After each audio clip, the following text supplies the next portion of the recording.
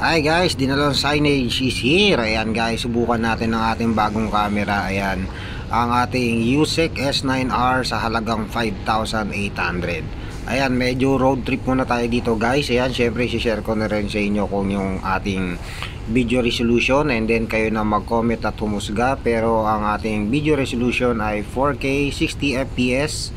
At syempre meron din niyang image resolution na 8 megapixel, 16, 20, 24. Ayan.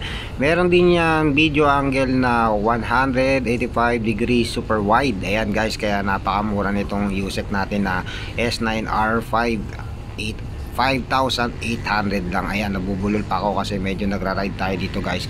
Pero guys, ayan, napansin ko habang ako nagra-ride, medyo chamba tayo dito.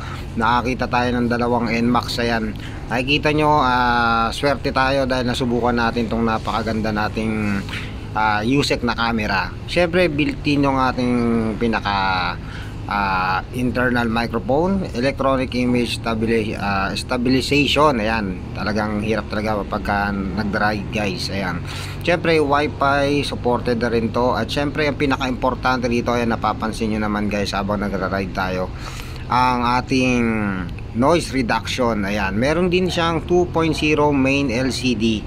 At ito ang pinakamaganda dito guys, habang ako ay nagra-rise dito, ayan, tumatagal ang ating battery ng 2 hours continuous recording. Ayan, so yun, iniwan na tayo ng dalawang ating kinukuhanan. Ayan, syempre swerte na lang tayo at sa ating pag-rise meron tayong matagpuan na ganito.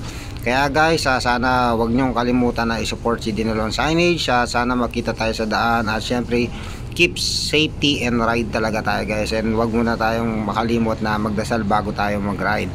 Ayan guys, ayan, tingnan nyo na lang at kayo na humusga.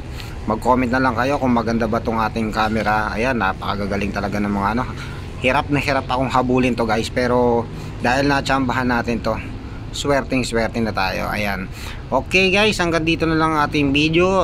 Sa susunod po ulit. Ayan, please share and subscribe and follow my Facebook, Dinalon Signage.